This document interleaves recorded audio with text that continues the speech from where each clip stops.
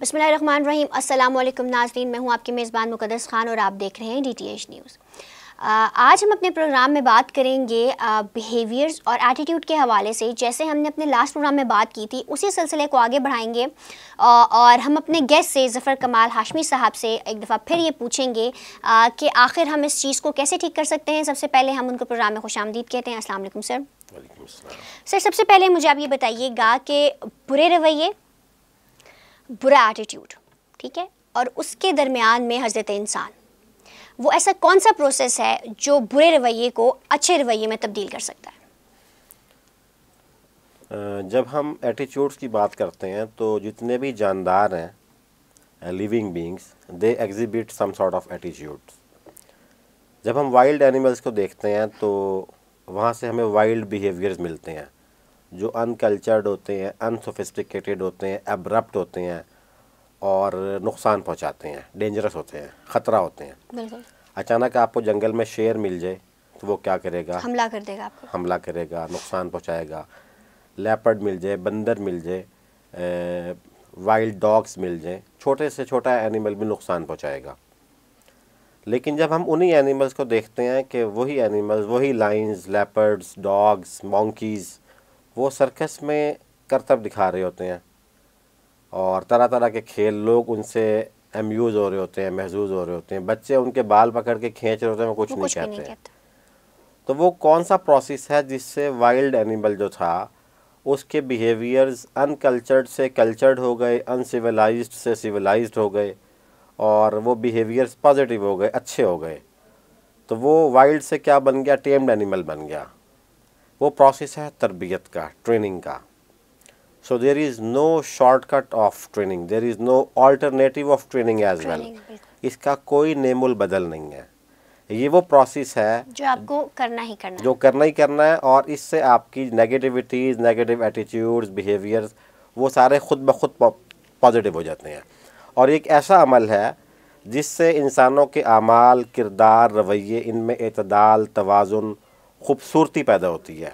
अगर आप ये कहें कि इंसानों के अंदर जो सिफ़ात इंसानियत पैदा होती हैं वो ट्रेनिंग से होती हैं। और इसमें एक बहुत ज़बरदस्त किसी का कोट है कि ये इंसानों का जंगल है, इसमें दरिंदा बाहर से नहीं आएगा, the beast is with in.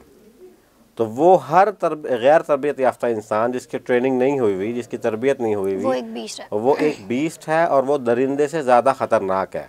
अब आप देखें किसी भी कैपेसिटी में वो गैर तरबियत याफ्ता इंसान, चाहे वो उस्ताद है तो वो आपकी जनरेशन ख़राब करेगा। बिल्कुल। वो अगर वालिद बन गया है तो घर के माहौल पे क्या असर पड़ेगा। वो अगर गैर तरबियत याफ्ता खातून है, खातून खाना है, बीवी है, बच्चों की माँ है, हर एक लेवल पे हर एक इंसान ने अपनी जिम्मेदारी। तो आप ये देखिए कि ऑफिस में sometimes we come across the people, बाज़ औक़ात बहुत छोटी पोजीशंस पे पियंस होते हैं, ऑफिस बॉयज़ होते हैं, लेकिन उनकी घरेलू तरबियत इतनी सॉलिड और स्ट्रॉन्ग होती है कि उनके पास बैठ के आपको लाइट मिलती है irrespective of their post and position. और बाज़ औक़ात ऐसे होता है कि आपका ऐसे बड़े लोगों से वास्ता पड़ता है जो उस लेवल के ट्रेंड नहीं होते और वो उस अच्छे खासे माहौल को भी यहाँ पर मैं आपसे एक सवाल करूँगी, क्या तरबियत का जो है वो एजुकेशन के साथ भी कोई है? मतलब अगर आपने एजुकेशन बहुत हाई लेवल पे किया तो उसका मतलब है कि आप बहुत अच्छे इंसान हैं। मेरे ख्याल में तरबियत एक डिफरेंट चीज़ है। और आपका question, I really appreciate your question. तालीम और तरबियत ये दोनों पैरेलल चलती हैं। बिल्कुल। लेकिन कुरान पाक ने भी तालीम से ज़्यादा तरबियत पे ज़ोर दिया है और अम्बिया के जो मनासिब बताए हैं उसमें तालीम से ज़्यादा उनका ये बताया गया कि वो तरबियत कैसे करनी है। और बदकिस्मती से हमारे करिकुलम में निसाब तो मौजूद है, तालीम मौजूद है, लेकिन तरबियत मौजूद नहीं है। और बदकिस्मती से मैंने बहुत सारे कंट्रीज़ विज़िट किए, वहाँ पर इस मिनिस्ट्री का नाम भी ministry of education and training होता है, वज़ारत तरबिया व तालीम या वज़ारत तालीम व तरबिया। लेकिन हमारे यहाँ ये सिर्फ मिनिस्ट्री ऑफ एजुकेशन है, इसमें आपको ट्रेनिंग नहीं मिलेगी, तरबियत नहीं होगी। तो तरबियत का फुकदान है हमारे पूरे माशरे के अंदर सर, क्योंकि एक बच्चा ना घर में कम टाइम गुजारता है, स्कूल में ज़्यादा गुजारता है, ठीक है, सुबह से शाम तक वो स्कूल में होता है। तो अगर हम स्कूल से ही, बेशक घर से तरबियत होती है, हर बंदा कहता है कि स्टार्ट घर से ही किया जाता है, लेकिन आजकल 3 साल का बच्चा जो है वो स्कूल जा रहा है, तो इसका मतलब है कि आपके स्कूल कॉलेजेस में ज़्यादा आपकी तरबियत होगी। तो क्या आपको मतलब हम लोग ऐसा कोई काम करें जिससे हमारे जो बच्चे हैं उनको तरबियत स्कूल से मिले, तो जो हम कहते हैं ना पढ़ा लिखा इंसान है लेकिन पढ़ा लिखा जाहिल है, तो ये कहीं ना कहीं ख़त्म हो सकता है? Again you put a very quality question. Actually जो पेरेंट्स की एक्सपेक्टेशन है, पेरेंट्स बाद औक़ात इलिटरेट होते हैं, उस लेवल के सिविलाइज्ड नहीं होते, पढ़े लिखे नहीं होते, लेकिन उनमें इतना शऊर होता है कि हम इसको जहाँ पढ़ने के लिए भेज रहे हैं डेफिनेटली ये वहाँ से सीख कर आएगा। और आप देखें कि आप अपना बच्चा किसी के हवाले नहीं करते, सिर्फ उस्ताद के हवाले करते हैं। बिल्कुल। अब आगे से फॉर्चुनेटली अगर वो उस्ताद उस लेवल का ग्रूम्ड है और ट्रेंड है कि वो अखलाक की, किरदार की और बाकी आपके शख्सियत के पहलुओं की किस तरह ग्रूमिंग करता है, और अगर आगे से आपका बच्चा उस उस्ताद के हाथ में चला गया जिसको ख़ुद ग्रूमिंग की और तरबियत की ज़रूरत है, तो रिज़ल्ट्स बिल्कुल डिफरेंट होंगे। तो ये एक्सपेक्टेशन तो है, और डेफिनेटली इदारों के ऊपर इस वक्त बहुत शदीद रिस्पॉन्सिबिलिटी है। लोग हमारे पास अपने बच्चे हवाले करते हैं कि हम उनकी तालीम भी बेहतर करेंगे और उनको तरबियत भी देंगे, और अगर कोई इदारा तरबियत के मामले में संजीदगी से इन चीज़ों को देखता है तो फिर वो बच्चे जाकर अपने वालिदैन की भी एजुकेशन एंड ट्रेनिंग में रोल प्ले करते हैं, क्योंकि वो अच्छे तरीके से ख़ुद ग्रूम हो रही होते हैं। सर मुझे ये बताइएगा कि तरबियत के अमल में किन किन चीज़ों की प्यूरिफिकेशन बहुत ज़रूरी है? प्यूरिफिकेशन यानी तत्हीर का अमल या पाकीज़गी का अमल। बिल्कुल। तो सबसे पहले तो प्यूरिफिकेशन ऑफ इंटेंशंस है, तत्हीर नीयत, और उसमें जो पहली हदीस है सही बुखारी की, इन्नमल अमालु बिन्नियात, deeds are judged by intentions. तो अगर नीयत साफ़ होगी तो सारे काम खुद ब खुद ठीक होंगे, और नीयत ख़राब होगी तो सारे काम खुद ब खुद ख़राब होंगे। तो पहली चीज़ तो नीयतों को ठीक करना है, और दूसरा जो प्रोसेस है वो है प्यूरिफिकेशन ऑफ थॉट्स, ख़यालात की पाकीज़गी और ख़ूबसूरती पैदा करना। अगर ख़यालात ही ठीक होंगे, क्योंकि हम सोचते हैं, देखते हैं, महसूस करते हैं, उस लिहाज से हमारे अंदर एक माइंड सेट डेवलप होता है, हमारा एक एटीट्यूड डेवलप होता है, और उसके बाद वही कुछ जो हम देख रहे होते हैं और सुन रहे होते हैं और सोच रहे होते हैं उसी के अकॉर्डिंग हम एक्ट कर रहे होते हैं। और इसको टेक्निकल टर्म में कहते हैं कि एक तो ज़ुबान क़ाल है, जैसे मैं बोल रहा हूँ कि ज़ुबान क़ाल है, ठीक है, और जो मैं बोल नहीं रहा लेकिन मैं अपने एक्शन से दिखा रहा हूँ वो ज़ुबान हाल है। तो ये सारी सेंसिटाइजेशन आपके बच्चे बड़े सारे इन चीज़ों को फील कर रहे होते हैं, तो आपके जहन के अंदर बुरा ख्याल भी ना आए, बुरा अमल निकलना तो दूर की बात। तो this is called purification of your secret thoughts. और तीसरा इसमें है कि purification of attitudes and behaviours. जब ये दो काम आप कर लेंगे और उस माहौल में, अच्छे माहौल में आप रह रहे हैं, तो ऑटोमेटिकली आपके एटीट्यूड्स वो प्यूरीफाई होंगे, वो फिर बुरी चीज़ अंदर जाएगी ही नहीं। जब बुरी चीज़ अंदर जाएगी नहीं तो बाहर भी नहीं निकलेगी।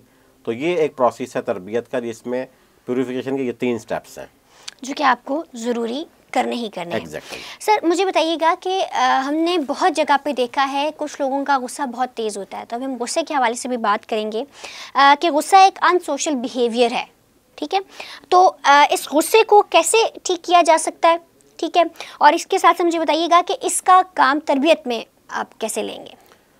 गुस्सा जो है इसके बारे में तो साइंस में भी बड़ी रिसर्च हुई है, आपकी बायोलॉजी में इसकी पूरी एनाटॉमी फिजियोलॉजी एक्सप्लेन हो चुकी है। जब कोई आदमी गुस्सा करता है तो उसके ब्रेन के अंदर एक पूरा स्टॉर्म आ चुका होता है। आपका हाइपोथैलेमस, पिट्यूटरी, एड्रिनल, ये सारी चीज़ें बड़े बुरे तरीक़े से डिस्टर्ब होती हैं और अपनी सिक्रीशंस जो हैं, अपना हार्मोनल कंट्रोल, उसको बैलेंस करने की कोशिश कर रही होती हैं।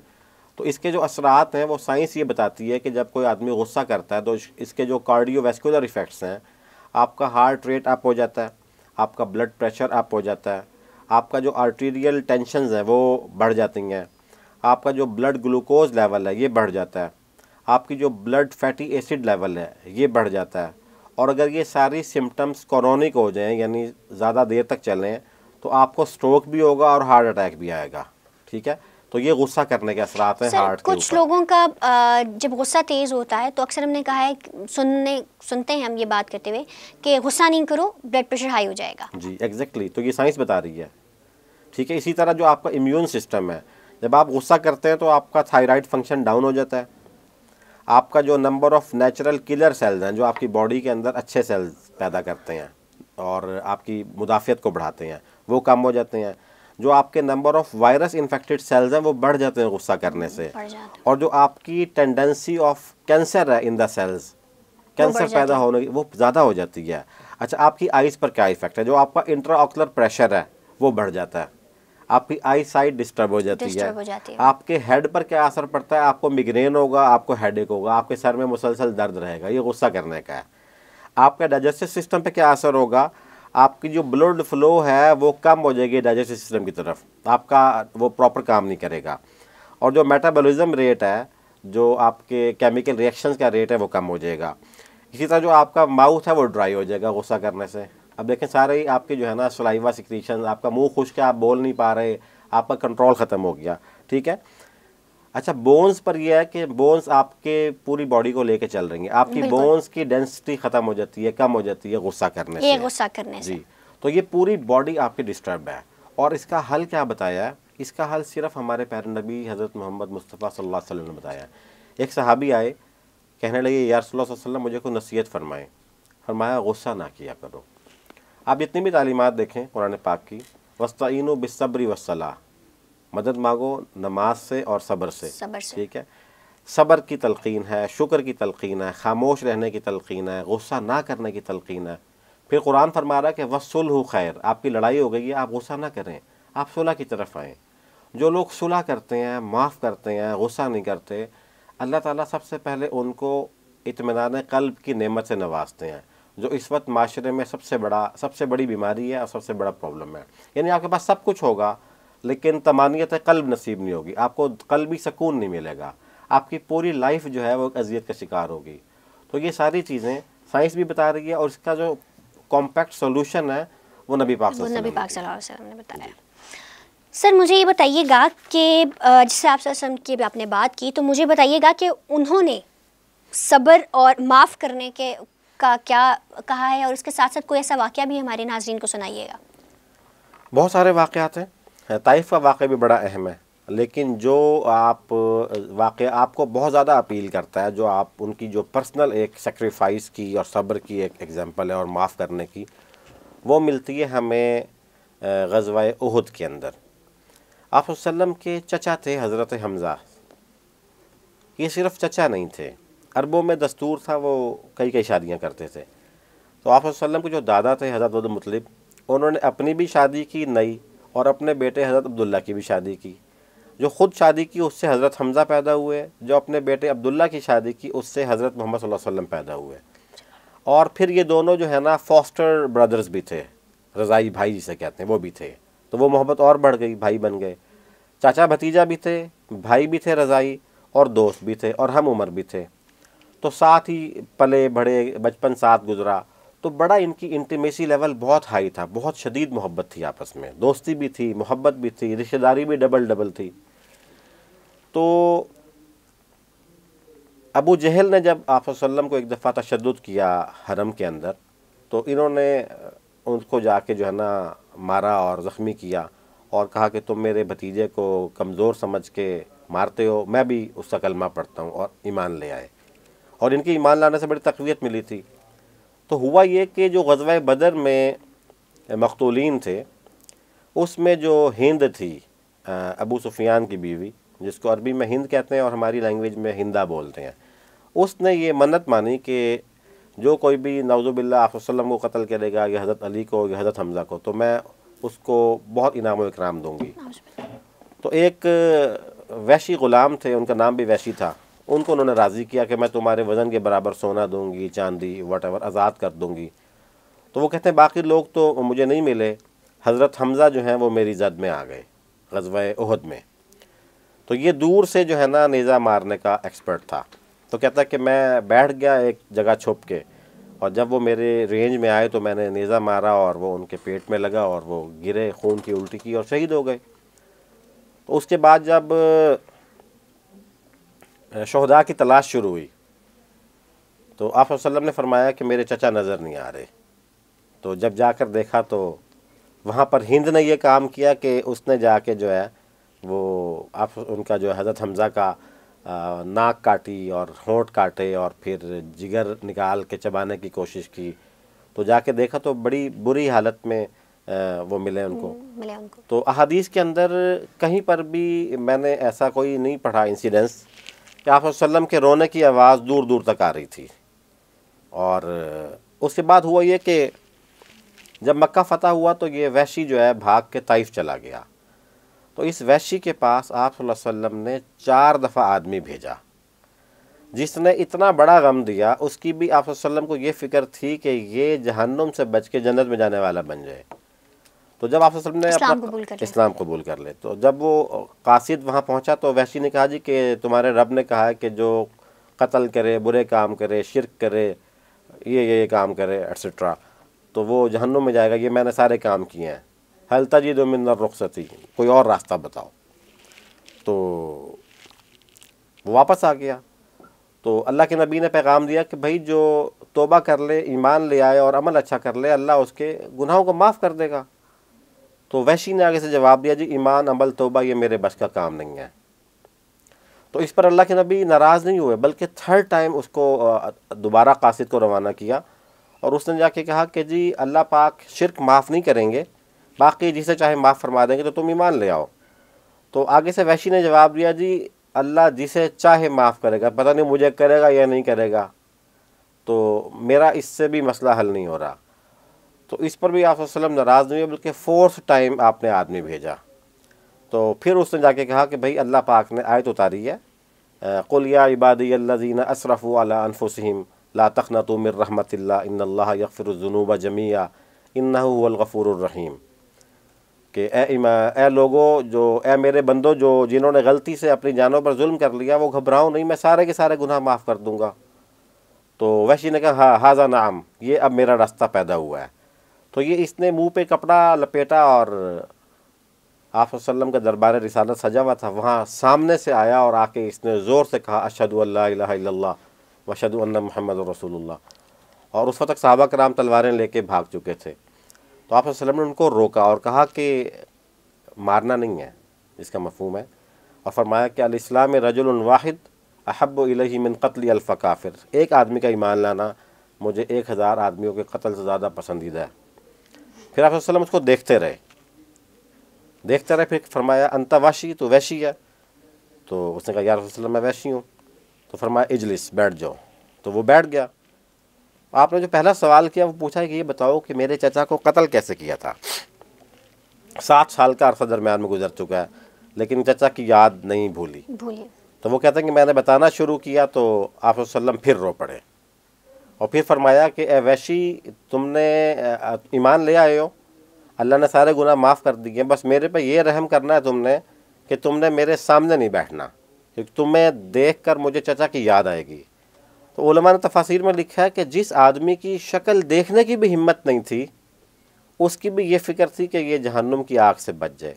तो इससे बड़ी मिसाल मेरे ख़्याल में किसी तारीख़ में नहीं मिलती कि जिस आदमी ने इतना शदीद जुल्म किया हो, उसको भी अल्लाह के नबी ने माफ़ फरमा दिया।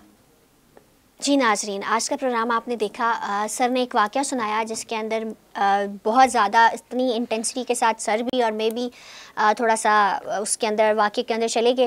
वाक़या कुछ ऐसा था, आप सल्लल्लाहु अलैहि वसल्लम ने उस इंसान को भी माफ़ कर दिया जिसने उनके चचा को जो है वो मार दिया था, बहुत बुरे तरीके से मारा था। तो क्यों हम अपने ही जैसे बंदों के ऊपर जुल्म करते हैं और उनको माफ़ नहीं करते।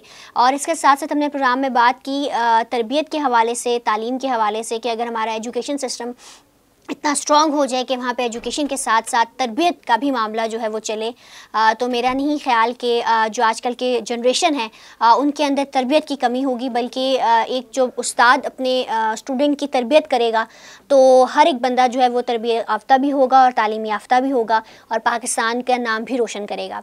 इसके साथ मुझे दीजिए इजाज़त, खुदा हाफ़िज़।